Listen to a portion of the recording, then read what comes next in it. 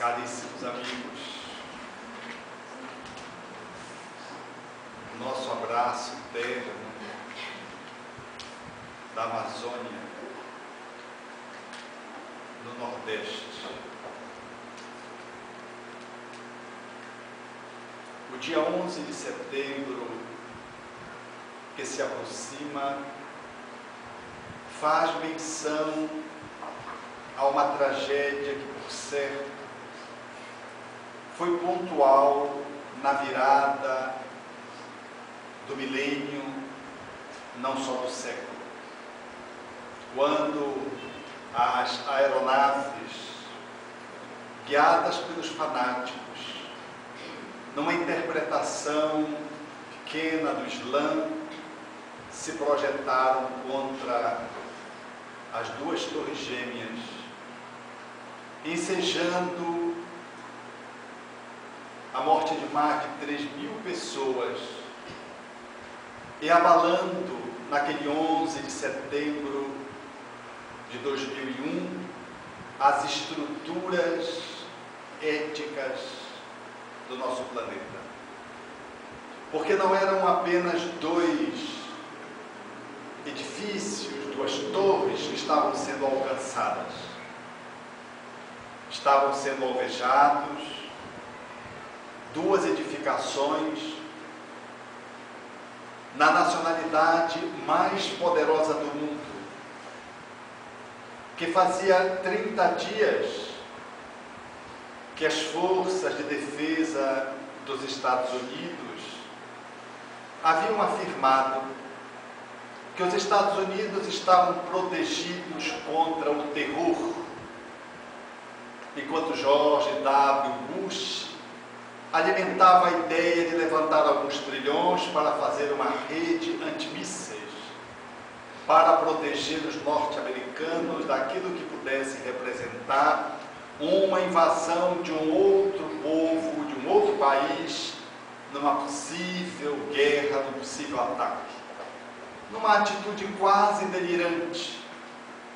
Não faziam 30 dias, portanto, que o Centro de Inteligência dos Estados Unidos eram desmentidos, quando os aviões conseguiram destruir duas torres que centralizavam as organizações mais importantes do planeta, porque ali, naqueles duas torres, o World Trade Center, ficavam as corporações representando os interesses econômicos mais significativos do mundo. Não eram, portanto, apenas duas torres, era o mundo que estava sendo alvejado, porque a cidade era Nova York, a mais cosmopolita do planeta. O país era os Estados Unidos, aquele que detinha a maior força bélica e econômica e dominadora sobre o planeta. E era exatamente dentro da ilha de Manhattan que se estabeleceria essa tragédia sem par na história da humanidade. Quando os dois aviões colidiram, um no seguimento ao outro, e um terceiro alcançou o Pentágono, ficava claro naquela oportunidade que o mundo está cheio de centros de inteligências, de que nós precisávamos procurar uma outra referência para estabelecer o nível de proteção da humanidade. De que o Pentágono, representando, portanto, a inteligência norte-americana, não foi capaz sequer de evitar que ele próprio fosse atingido.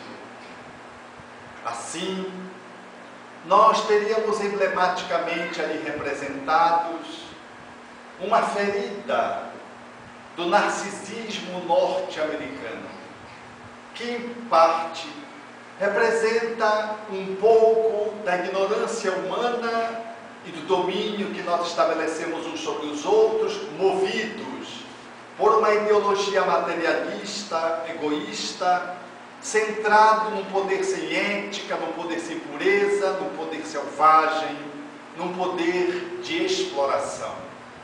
Não eram só os Estados Unidos, eram todos aqueles ali representados, que traduziam essa forma desengonçada com que o mundo se movimentava até então.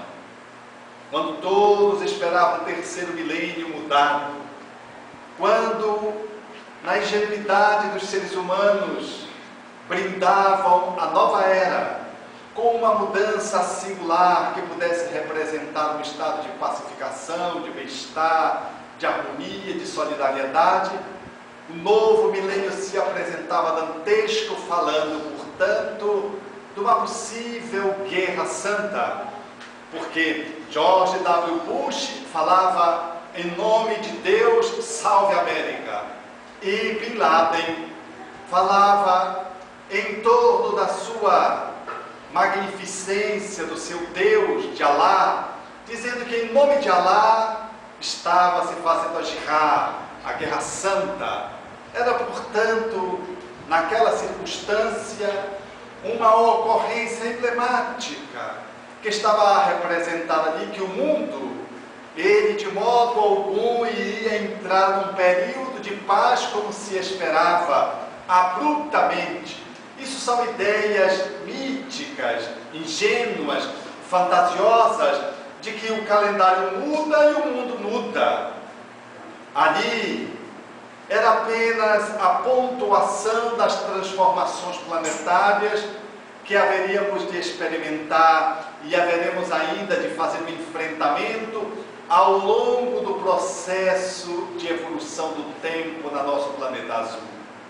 Porque ao tempo de Allan Kardec, os espíritos já afirmavam no seu tempo de que as grandes revoluções, elas se insurgem durante séculos, de que elas não se dão abruptamente, de que há uma mudança que se faz pela mudança dos costumes, do uso das leis, que é bem lenta, bem paulatina, e há as grandes mudanças que se estabelecem, fazendo com que a massa toda possa, de algum modo, ser movimentada.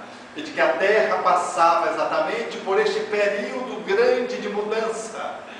De que ele, para se estabelecer, deveria considerar, portanto, séculos. Fazem 150 anos e um pouquinho mais de espiritismo, 53, 54 anos de espiritismo. E nós estamos bem na vigência dessas mudanças que os espíritos assinalaram a Allan Kardec, falando de um espiritismo que deveria coincidir com essa mudança planetária. Mudança que não era só física, que deveria ser necessariamente uma mudança de revolução moral que o planeta deveria experimentar. De que as mudanças físicas, a arte, a tecnologia, a ciência, elas já testemunhavam. O planeta se apresenta com o encurtamento das distâncias, a velocidade das transformações, a velocidade do transporte, as comunicações se encurtaram, o processo do saneamento, tudo isso está posto no planeta. A agricultura com a tecnologia da engenharia genética, toda essa movimentação, nós observamos o planeta se beneficiando. De que, portanto, essa grande mudança, diz os espíritos Allan Kardec no livro A Gênese, ela deveria se estabelecer não mais nas entranhas da Terra, mas nas entranhas da humanidade. Estava se fechando um ciclo e deveria se abrir um outro ciclo de mudança que deveríamos experimentar e que o Espiritismo era copartícipe dessas transformações. E nessa mudança, necessariamente, acompanhar-se-ia de mudanças físicas, sim, mas parciais.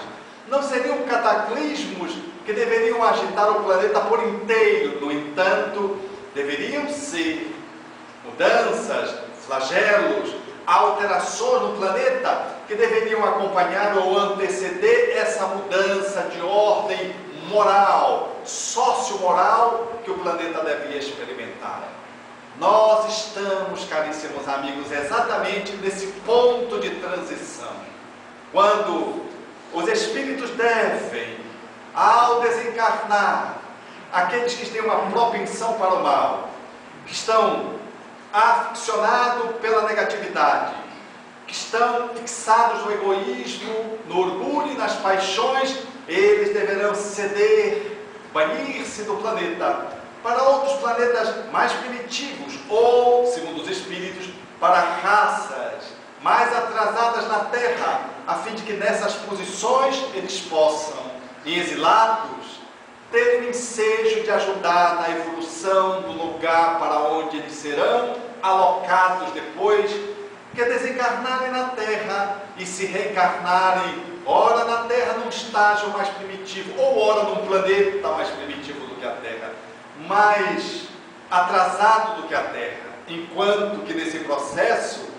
deveriam reencarnar espíritos superiores e outros espíritos que depois de estar no mundo espiritual e reavaliarem a sua posição, deveriam formar os agentes de mudança da humanidade, reencarnando para poder promover a grande transformação moral. E que esses espíritos deveriam ficar conhecidos por algumas características. Eles teriam uma racionalidade precoce, uma boa capacidade de lógica, uma inteligência bem cedo, trariam uma propensão para o bem e teriam ideias espiritualistas. Na fala dos espíritos ao codificador, eles assinalam de que esses espíritos, já ao reencarnarem, eles levariam de roldão o processo da transformação como um fermento, fazendo com que a humanidade pudesse avançar no movimento de transformação, saindo de um patamar de provas e expiações para um ciclo de regeneração planetária. É exatamente nesse trânsito em que nós estamos nos encontrando. E o Espiritismo diz, o codificador, não é ele quem vai fazer essa transformação planetária, mas ele é a poderosa alavanca que haverá de auxiliar nessa mudança que vai se estabelecer cosmicamente naquilo que é o nosso planeta azul, nessa parte da nossa Via Láctea, aonde está o nosso sistema solar e aonde está a nossa pequenina Terra.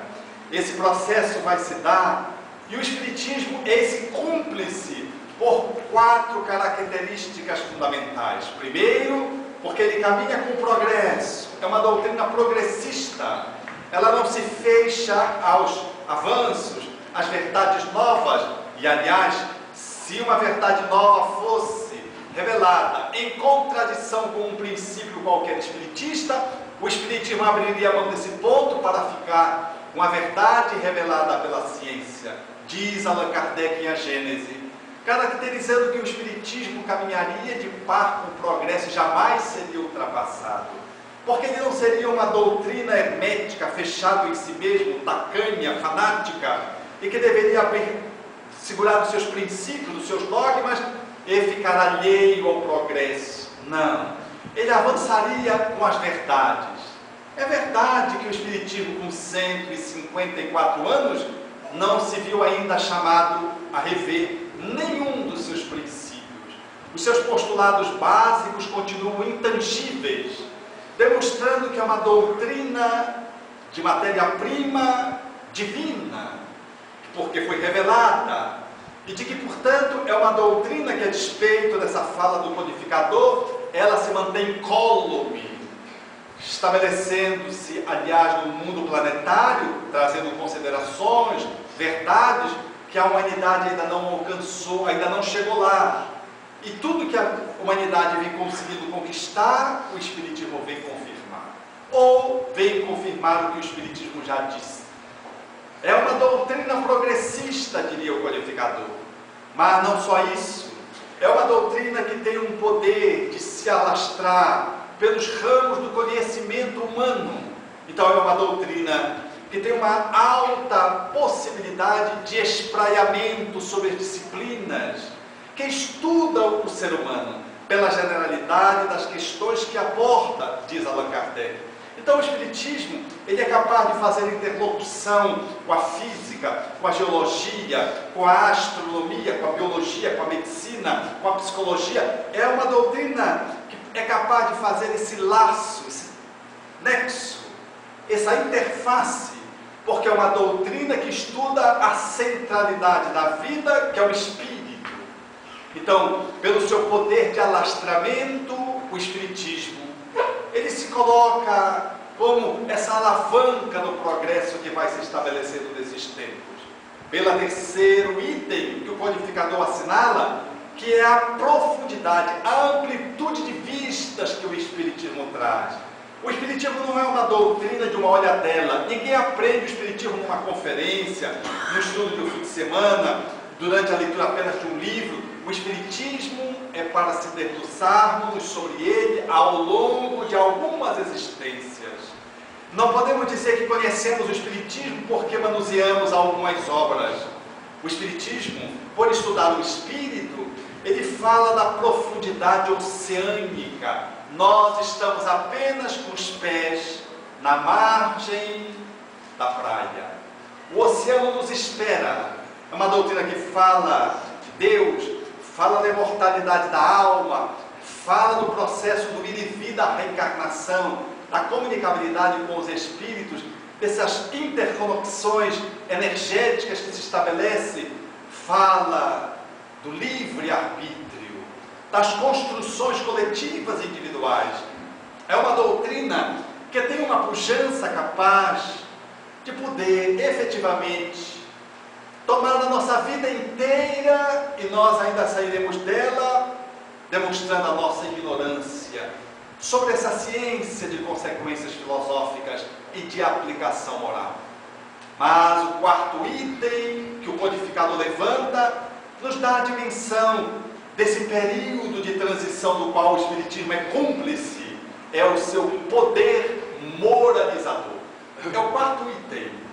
O poder moralizador do Espiritismo dá a essa doutrina essa característica de ser uma portentosa doutrina, uma veneranda doutrina que nos ajuda a avançar na grande revolução planetária moral, sociomoral, pelo qual o planeta vai caminhando.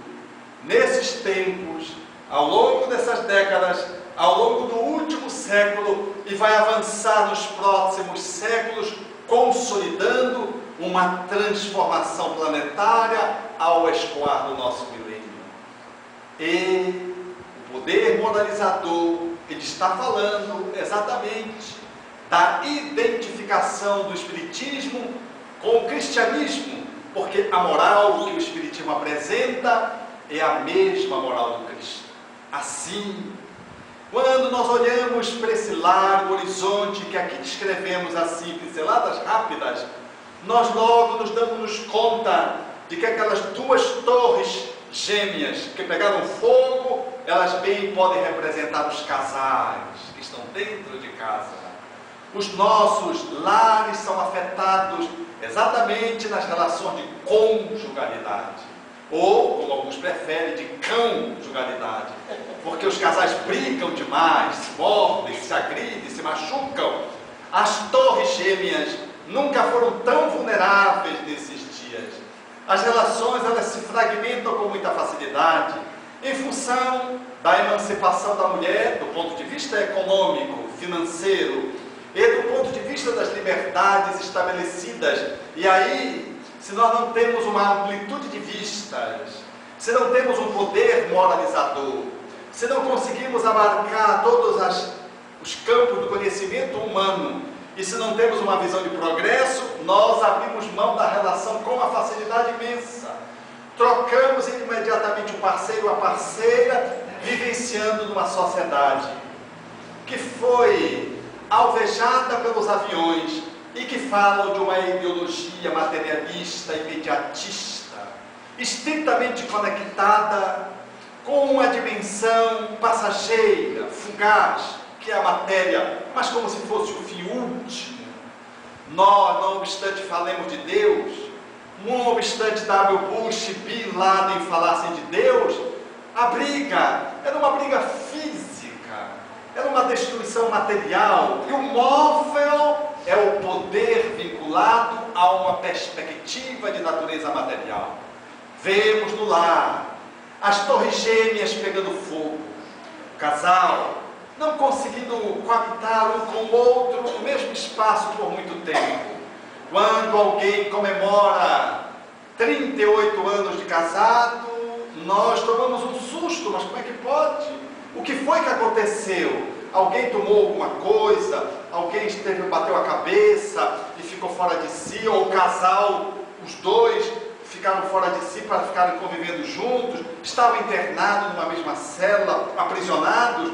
Porque parece que é muito difícil estar hoje acasalado muito tempo, ao ponto de se dizer de que o casamento é uma fortaleza sitiada. Quem está fora quer entrar, mas quem está dentro quer sair, demonstrando que ninguém está muito bem, porque se eu estou casado, eu quero liberdade, achando que em me livrando da companhia do companheiro, eu serei feliz sendo livre, mas estando livre, eu me percebo que sozinho a vida fica insípida. Há uma índole intuitiva, instintiva no ser humano se conectar com alguém para estabelecer uma relação amorosa. Então, ao mesmo tempo que eu quero liberdade, eu quero me vincular a alguém. Aí eu me vinculo e procuro me acasalar. Mas como casamento é alguma coisa que está sendo maldita, ou pelo menos questionada, ou pelo menos na minha experiência anterior não foi saudável, aí o que é que eu faço? Eu vou ficando. Dá rolo. Como é que é? O que é que vocês são? Eu pergunto dos espaços terapêuticos. E o casal diz, estamos juntos. A outra diz, não, estamos casados. Aí um olha para o outro assustado, ele soube que ele estava casado naquele momento. Ele não sabia que estava casado, ele pensava que estava junto. É muito difícil perguntar para um casal o que é a relação, porque nós temos dificuldade de qualificar qual é a relação. Perdemos o varal das etapas do relacionamento. Deixamos de ter, portanto, as fases tão saudáveis que devem compor uma relação de aproximação para a composição de um relacionamento, uma conjugalidade, e depois o desdobramento dos filhos, na geração de uma família bem plural, bem bonita, bem fecunda. Hoje nós temos tanta necessidade de amar, mas temos tanto medo de amar, que a gente congela e vai levando. Mas o que é o seu relacionamento? Não, estamos levando com a barriga. E depois de 3 anos, 4 anos levando com a barriga, a pessoa sai de casa e vai embora. Como se 3 ou 4 anos não fosse nada, não significasse nada. E aí aquele que se sente abandonado quer se matar. Mas se era só ficando, por que quer se matar? Porque era ficando apenas. De fato, é porque as relações ficantes se transformam em insignificantes. Eu não valorizo e eu abro mão do outro, como se 4, 5 anos não fosse nada. Porque tirou o bigode, porque tirou o chapéu, porque fez implante de cabelo, ou botou silicone, ou não quis botar o silicone. Aí a pessoa abandona um ao outro. Na verdade, são pretextos imediatistas, que falam das aeronaves que nos alcançam, eliminando as nossas relações, os nossos desafios. Hoje é muito difícil, sobretudo nos jovens, mas também nos adultos, eles conseguirem estabelecer as etapas claramente. E eu sempre sugiro, estabeleça o que é o seu relacionamento. Fique claro um para o outro, se digam o que é a relação, para que a cada etapa vencida o relacionamento possa ganhar profundidade, para que as pessoas não se surpreendam lesando-se ou sendo lesadas, em função de um relacionamento que está na cabeça de um que é uma coisa, está na cabeça de outro que é outra. Essa é uma realidade tão posta que a justiça tem que comparecer, resolvendo alguns problemas na ordem legal, na manifestação do direito, chamando relações de união estáveis. São pessoas que não casaram, mas estavam vivendo como se fossem casadas, ou estavam casadas, mas não formalizaram. Então, o tribunal vai, não, você estava casada, você aí foi mostrar foto, mostrar isso, mostrar aquilo, quanto tempo de convivimento, estava casado, tem que dar pensão. Aí a pessoa se surpreende, tem que dividir o patrimônio, se surpreende, porque hoje a legislação, mesmo que você não queira, ela vai lá em cima de vocês, não, isso não é ficância não, isso é união estável, que corresponde ao casamento. E aí, nós, pela lei do progresso, somos chamados a fazer valer a ousadia de conviver com o outro na composição da prole, do relacionamento de conjugalidade. Vi há bem pouco tempo uma paciente que chegou assim toda chorosa, depressiva, que ela estava muito melhor, chegou chorosa. Eu disse: o que é que foi? Ela disse: foi um homem em casa. Eu achei que era assaltante, porque Belém é uma cidade muito evoluída, tem assaltante, sequestro relâmpago, as pessoas entram nas casas e levam tudo, sequestram em vários apartamentos. É bonito Belém, é uma cidade que não deixa nada a dever a Salvador, a Rio de Janeiro, São Paulo, está no mesmo patamar. Eu achei que era isso, e eu fui me inclinando nessa direção, achando que era mais uma vez um cárcere privado, ou um sequestro relâmpago, seguido muitas vezes de tornar as famílias refém, como acontece em Belém. E ela disse: não, é que eu acordei e tinha um homem na minha cama. Aí eu entendi, porque conheço a cultura hoje, né? E eu disse: e aí? Ela disse: eu disse: o que você está fazendo aqui? O que você está fazendo aqui? Eu disse: calma, eu só vim te deixar aqui ontem à noite. E saiu se compondo, e ela disse: sai daqui! Foi botando o homem a toque de caixa do apartamento. Naturalmente que ele entrou com ela no apartamento, estava no quarto, deitado à mesma cama, porque ela abriu as portas e deu-lhe acesso à intimidade do lar. Ele saiu, ela foi ao telefone e telefonou para a amiga, disse: o que aconteceu, amiga? Aí a melhor amiga disse: olha, eu não sei, você sentou com a gente na balada, começou a beber vodka, depois você começou a dar em cima do meu noivo, era a melhor amiga, e depois você desapareceu, eu fiquei com meu noivo, você desapareceu, eu não sou parte de você não. Ela amanheceu com outro parceiro na cama, e não soube como chegou em casa. E talvez pudesse ter ficado grave, mas não ficou. Porque depois de algumas doses de vodka, ninguém lembra de nada para estabelecer barreiras à anticoncepção. Esse é um retrato dos dias atuais. As relações, elas ficaram muito empobrecidas e o lar é alcançado fartamente por uma velocidade de uma sociedade de consumo passageira, descartável, e as relações se tornaram assim, se tornaram descartáveis. Nós coisificamos as pessoas, e ao coisificá-las, elas perderam o dom de serem sujeitos, pessoas, espíritos encarnados. Eu trato as pessoas como um objeto de uma noite, ou de um período de um ano, ficando com ela na convivência, coabitando com ela, é verdade, dormindo no mesmo espaço. No entanto, o que é a relação? Casamento marca o progresso na marcha da humanidade. Diria os espíritos Allan Kardec na questão 695, dessa primeira obra, que fala dessa doutrina que surgiu exatamente na transição planetária. O casamento, diz o codificador, é um dos primeiros atos que demonstra o progresso da humanidade. Ele chega a indagar dos espíritos: mas que seria da sociedade se houvesse a abolição do casamento? Os espíritos respondem: seria uma regressão à vida dos animais. Seria uma regressão à irracionalidade, seria retroagir. E o codificador faz uma análise, mostrando que o casamento, portanto, ele demarca do ponto de vista social, nessa assistência recíproca, um passo no processo evolutivo. O casamento não pode ser já era, ele não pode excluir-se do processo civilizatório, na composição da família, porque não há coisa mais intrigante e mais ousada e mais fomentadora da evolução do que casar-se. Porque você fica com alguém ao lado de você, que dorme a mesma cama, que vai disputar com você o mesmo espaço, ou vai compartilhar do mesmo espaço.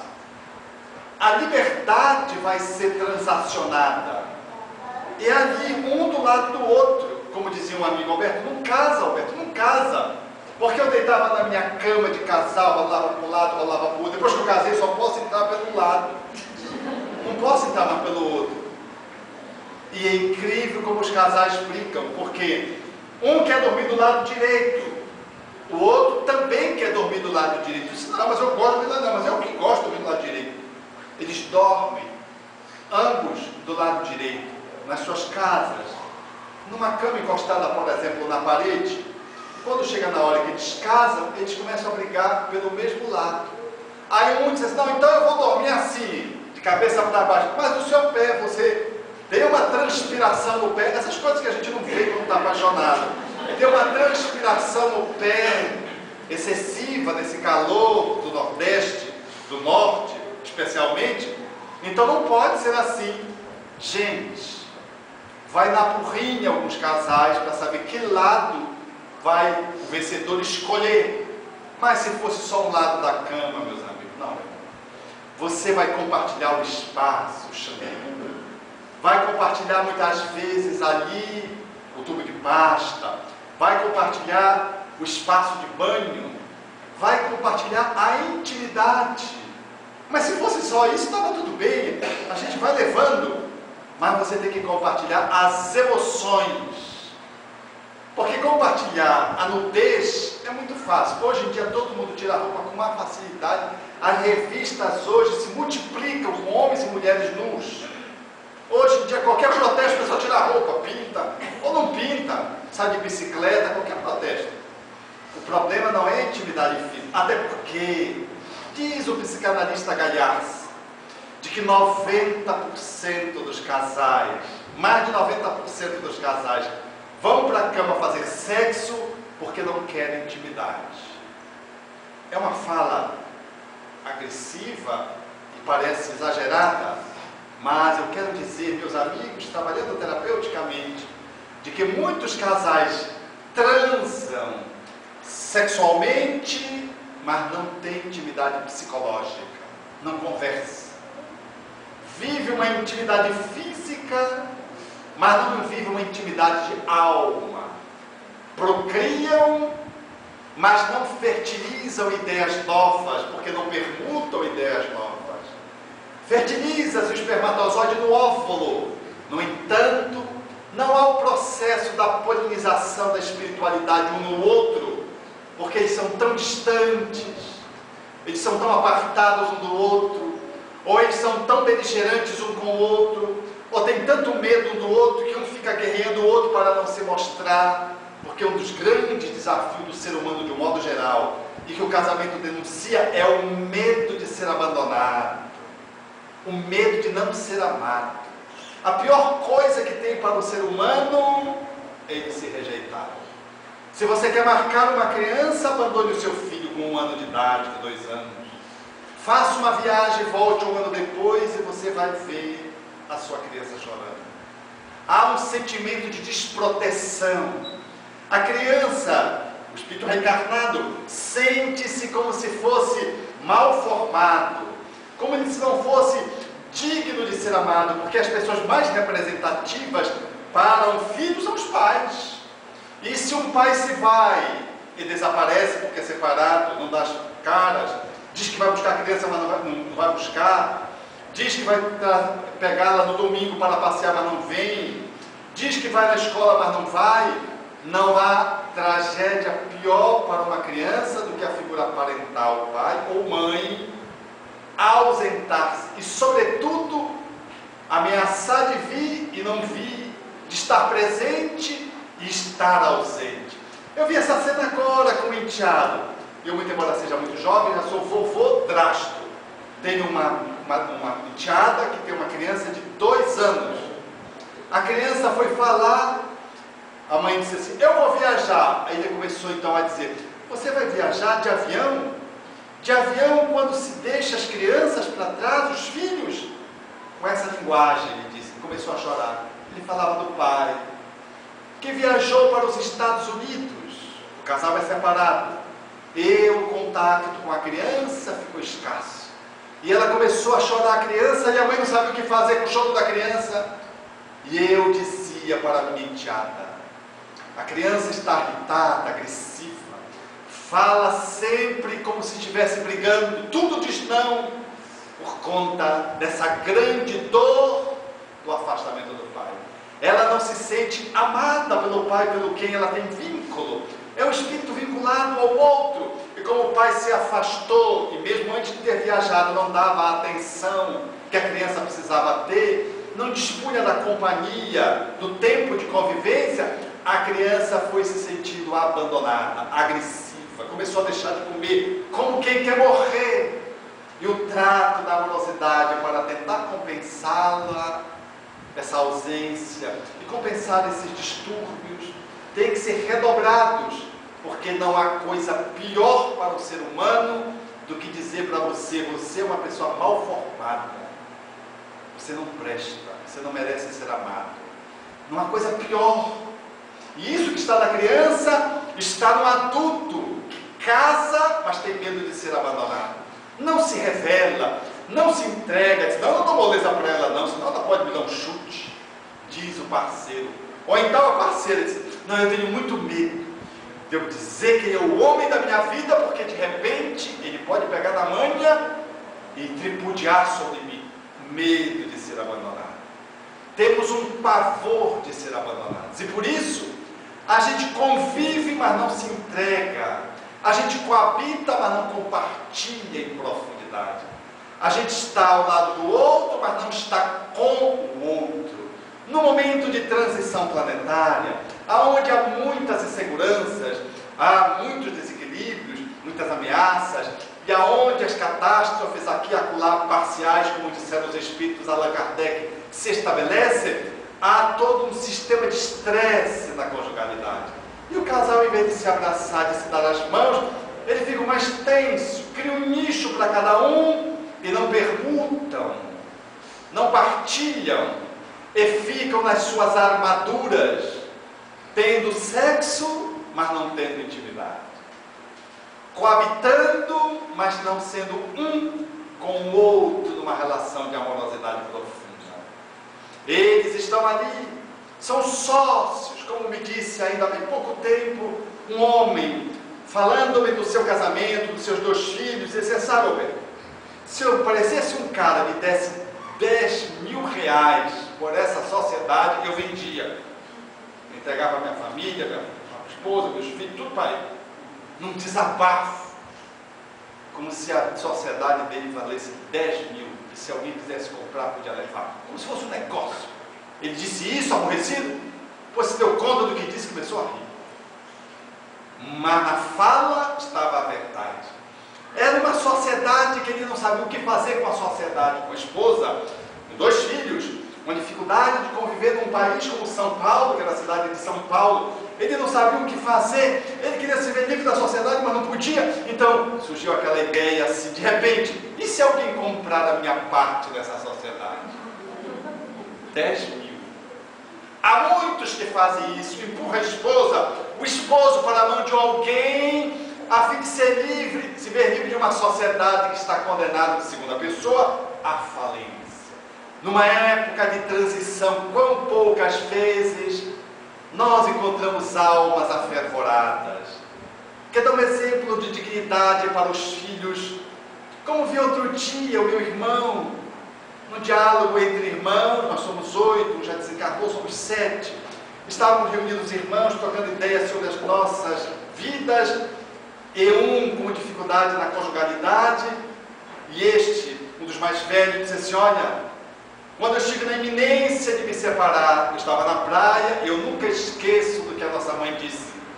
Eu disse para a mamãe: mãe, estou pensando em me separar, está muito difícil. Ela me olhou e disse assim: meu filho, eu não saberia dizer o que seria de vocês se eu tivesse separado do pai de vocês quando vocês eram pequenos e ele entrava em crises sucessivas de doenças mentais, o internamento nos hospitalares. Não disse mais nada, não disse nem separa, nem separa, só disse isso. E ele disse: depois que eu vi isso da minha mãe, eu revi a minha posição, investi, e agora olho para trás e vejo quão foi sábio a sua fala e quão foi acertada a minha decisão de permanecer no lar. Eu olho agora para os meus 4 filhos bem postos, consegui crescer no relacionamento com a minha parceira e começou a falar dele, da relação dele. Uma relação, numa época de transição planetária, se um adoece, o outro já vai. Se um desemprega, o outro não aguenta, vai embora. Qualquer coisinha, meus amigos, a gente casca fora, como diz lá no norte. Porque é uma sociedade. Se o sócio caiu, a gente levanta, vai embora e rompe, porque a gente está lidando com negócio, não está lidando com família. O nosso olhar é um olhar pequeno, é um olhar materialista. E eu vi a minha mãe num lance extraordinário. Foi ontem. Ela completou 1 ano ontem, no dia 2 de setembro do ano passado. Meu pai estava na UTI muito mal, já há praticamente 2 meses. Ela se levantou e disse: eu vou ver hoje o Abel. É o nome do meu pai. Ela é parkinsoniana, 84 anos. Quando foi se vestir a calcinha, ao invés de sentar, caiu e fraturou a mão. Quando todos pensavam que ela ia pedir para ir para o hospital, ela disse: eu quero ir na UTI ver o Abel. Só ficou assustado, eu estava de viagem. Ela então foi para a UTI ver o papai. O papai estava semilúcido, conversou com ela e tudo. E foi um momento muito lindo.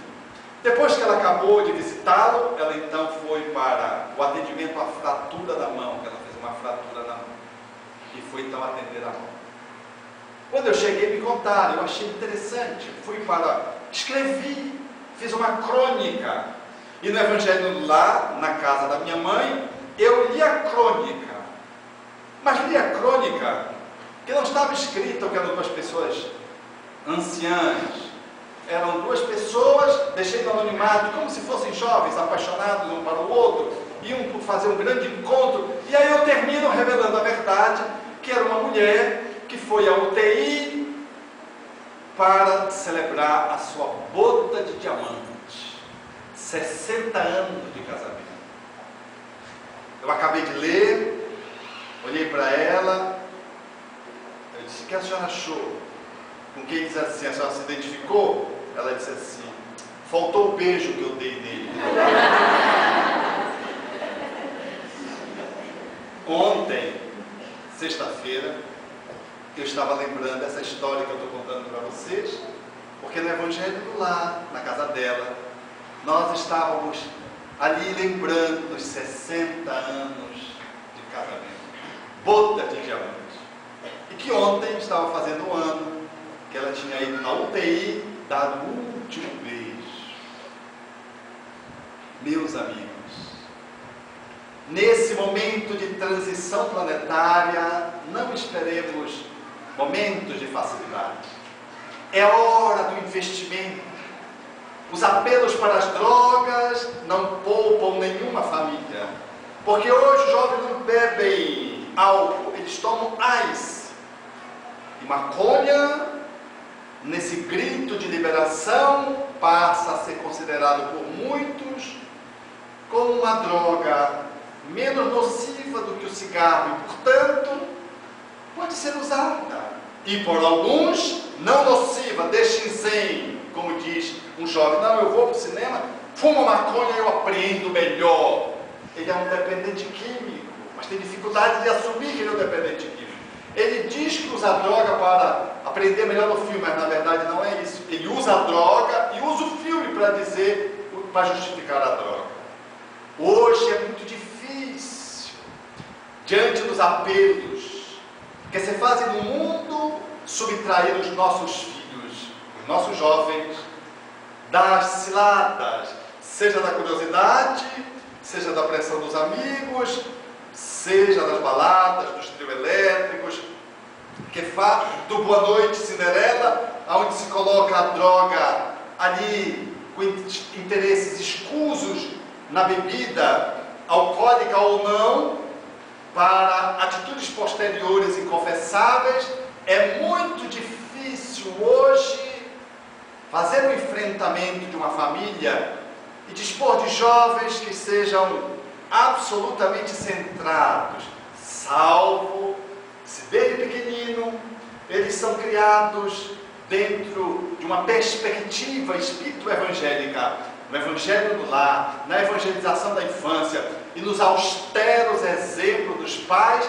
Só nessas circunstâncias talvez tenhamos menos problemas. Vamos ter problemas, teremos menos, mas os lares menos avisados, que no momento de crise qual nós experimentamos na atualidade, relaxam nos exemplos para os filhos, empurram os filhos para a corrupção desde cedo, quando ele traz o lápis da escola e a gente não manda ele devolver o lápis, porque ele achou. Meu filho, você não achou nada, achou é o que perdeu, vai lá e dá para a sua professora. É de alguém, meu filho, isso não é seu. Ou então ele traz do shopping, porque ele pegou uma borracha do shopping, botou no bolso, e ele só tem 3 anos, coitado, ele só tem 3 anos, mas é esperto, já está levando vantagem. A gente fala mal do político, está ensinando o nosso filho a ser o administrador corruptor, o corrupto de mais tarde. Meu filho, essa borracha não é sua, vamos lá, vá devolver. E você vai e devolve no dia seguinte ou no mesmo dia, conforme a situação, e devolve ou compra. No lanche, o dinheiro veio a mais ou não foi contabilizado um refrigerante ou um prato, e você, diante do filho, ao olhar do filho, chama o garçom e só não foi considerado aqui um refrigerante, um prato, a conta não está certa. E ele vai, refaz a conta para que você pague mais. O filho está vendo isso. Esses exemplos é aula de evangelização, dado pelo melhor evangelizador, que é você, o pai, a mãe, o professor, o educador, aquele que está ao lado do outro e vai ser exemplo de bom exemplo. Nesses dias, nós não podemos regatear tempo. Precisamos, às vezes, enxugar um pouco do conforto material para aumentar a convivência doméstica, para experimentar mais o abraço, mais as refeições juntas, o dormir junto, contar história, dependendo da idade da criança ou do adolescente. Saímos de férias juntos. Como eu vivi uma experiência dessa ordem, numa dessas cidades que a gente vai viajando pelo Brasil afora, um lar espírita, autenticamente espírita. O casal é um grande empresário, com muito recurso, mas vive de forma simples, nenhum esbanjamento. E diz ele: jamais comprometo a minha família por conta da minha empresa. Tiramos as férias juntos, as refeições fazemos juntos, vamos juntos para o centro espírita. Uma família incrível. Estávamos sentados depois da conferência, sentados na casa, e eis que um vai se levantar para dormir, vem e beija os pais, beija os irmãos e me beija. Eu fiquei tão emocionado com aquilo. Depois foi o casal que foi e se despediu. Depois foi o outro, na mesma atitude, ficou só um. Eu fiquei esperando o beijo do último, de 15 anos. Tio, eu já vou deitar. Veio, me abraçou, me beijou e foi deitar. E eu fiquei com uma emoção de ver um lar espírita. E conversando com ele, depois com a esposa, eles diziam quanto eles investem na família. Porque me dei conta que no aniversário, no seminário, depois teve o almoço no seminário, eles estavam todos juntos, almoçando juntos na mesa, o que não é muito comum. E também me dei conta que um que estava estudando a uma cidade a 50 quilômetros, 70 quilômetros, estava 19 anos, sentado no colo do pai, enroscado no pai e catando o pai catando ele, tipo como se fosse um macaquinho agarrado na macaca. Era assim que eles estavam, ele enrolado no pai, o pai enrolado nele, um coçando o outro. Eu achei que isso é tão incomum para um garoto de 18, 17 para 18 anos, aquela troca de juras, aquele afeto. Minha amiga conversando comigo, sentado no colo. 2 homens. É a família, meus amigos. É melhor ganhar menos um pouco, porque se a gente ganhar muito e falta para a família, vamos pagar terapia até o fim da vida. Eu vi agora Chico Anísio dizendo, né? Estou há 18 anos frequentando o psiquiatra e não vou largar, independente mesmo do psiquiatra. Porque se a gente não se trabalha, a gente pode ser um gênio da profissão, como ele é, do humor. No entanto, uma alma cuja entrevista no último domingo me deixou tristonho de ver uma alma melancólica. Não falou em transcendência, apenas em um momento, quando ele diz que sobreviveu por conta das preces do povo, ele se emociona. É o único momento que ele fala de espiritualidade. Nós, meus amigos, nós não vamos fazer com que os nossos filhos sejam homens de sucesso, mulheres de sucesso, que vençam na vida material. Nós queremos homens e mulheres de bem, pessoas integrais, que possam viver no mundo que experimenta a grande transição moral.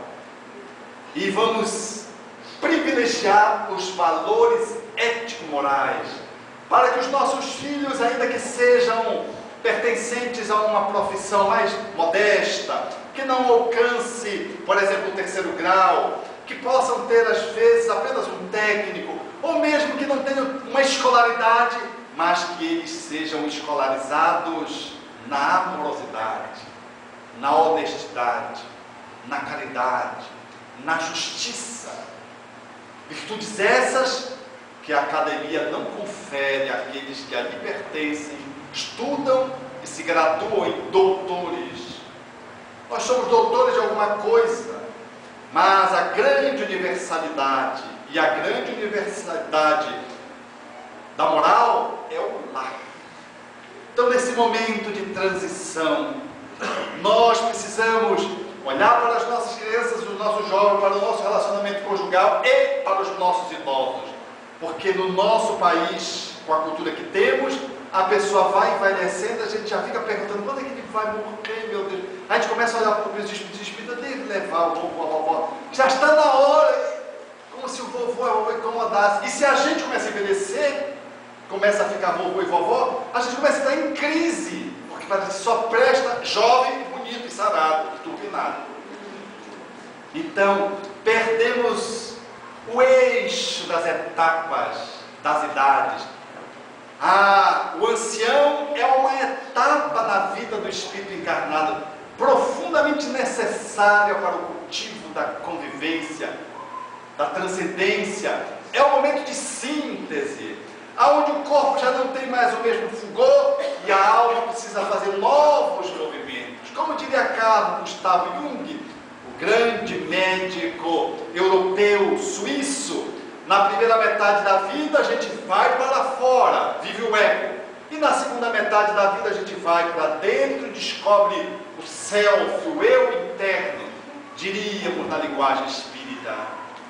Que o período da 3ª idade e da 4ª idade é o momento da síntese, da sabedoria, aonde nós avançamos para finalizar uma encarnação, brindando a humanidade com a nossa experiência, experimentando uma limitação física, mas trazendo o fulgor das nossas conquistas ao longo das décadas que fomos acumulando no dia a dia de um processo de convivência.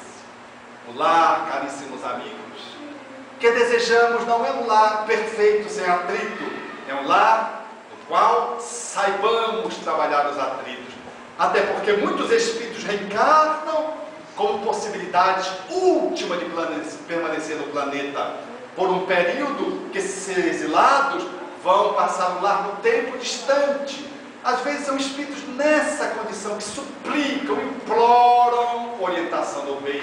Como diz o lema da evangelização infanto-juvenil. E você, como pai, como mãe, tem a chance de resgatá-lo. Há uma chance pelo exemplo, pela convivência, pela leitura, pelo evangelho no lar, pelas reflexões. Há uma possibilidade de salvar, entre aspas, aquele espírito, para que ele possa acompanhar-nos a todos nessa marcha da humanidade para uma vida de regeneração. Um bom lar não é um lar que não tem problema, é um lar que sabe lidar com o problema. Um bom casamento não é aquele que não tem atrito, é aquele que sabe manejar os atritos e tirar o progresso, proveito e aprendizado. Por isso Schopenhauer diz a grande metáfora dos porcos espinhos, que numa época de transição fazia muito frio na estação e os porcos espinhos correram para a gruta para sobreviver. Mas como o frio aumentasse, eles se aproximaram para se conferirem calor um ao outro. Mas como se espetassem, eles logo se afastaram. E como se afastaram, começaram a sofrer mais de frio e ameaçavam se falecerem, se congelados. Então eles deliberaram reaproximarem-se novamente, agora de uma forma mais cautelosa, dando um pouco para frente, um pouco para trás, de tal modo que os seus espinhos não ferissem rudemente um ao outro e eles pudessem ficar o mais próximos possíveis um dos outros, a fim de assegurar o calor indispensável para sobreviver à grande transição irregelante daquele período. Assim é a família. Nós precisamos abrir mão da nossa solidão orgulhosa, do nosso isolacionismo movido pelo egoísmo, e precisamos nos aproximar um do outro, ser um pouco mais humilde, treinar a generosidade familiar, valorizar um pouco a gratidão com aqueles que nos conferiram o corpo, a vida física, e começarmos a, sem nos ferirmos rudemente, nos aproximarmos um pouco mais dos outros, um dos outros, no espaço de convivência, para selarmos um calor capaz de, pela amorosidade, mantermos-nos unidos e sobrevivermos ao grande momento de crise pelo qual a humanidade passa. Não é sobrevivermos do ponto de vista físico, é sobrevivermos do ponto de vista moral, porque o que há de pior para o espírito não é morrer fisicamente, é morrer moralmente, se degringolar, se despencar, se desmandar, às vezes elogiado por todos da sociedade, porque está numa posição muito legal de status, mas perdeu a encarnação já e não sabe. Estarmos um ao lado dos outros, para que este calor do amor possa nos sustentar a existência. E este amor o Espiritismo nos oferece através da reedição do cristianismo, que ele coloca ao nosso alcance, para que possamos fazer de Jesus o grande terapeuta da nossa família, o grande mediador desse tempo de transição planetária. Porque com Jesus no lar, na família, sendo o nosso eterno interlocutor das nossas dores, o mediador dos nossos problemas e o facilitador para a resolução dos nossos conflitos, nós haveremos de sobreviver. A humanidade, no entanto, carece deste sublime peregrino que passa pelas nossas vidas convidando a ir nas suas pegadas.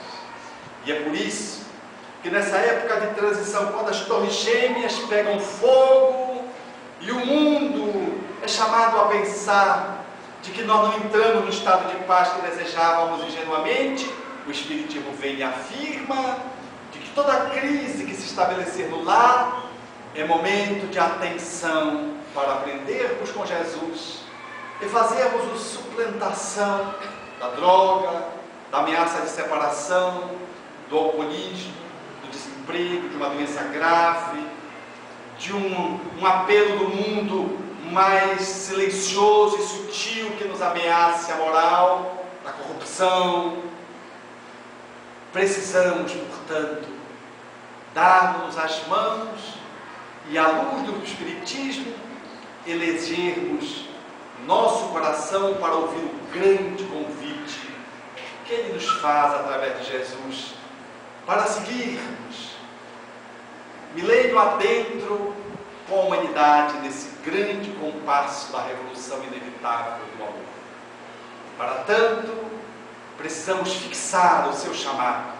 E talvez nós aqui não precisemos fazê-lo como resposta ao que os Espíritos têm reivindicado, têm proclamado através daqueles que são os medianeiros do bem, como faz Maria Dolores através de Chico Xavier, no seu grande convite para que possamos nos aproximar de Jesus, a fim de superar as nossas crises familiares e transformarmos a crise em oportunidade de crescimento, a fratura em consolidação definitiva, o problema em solução.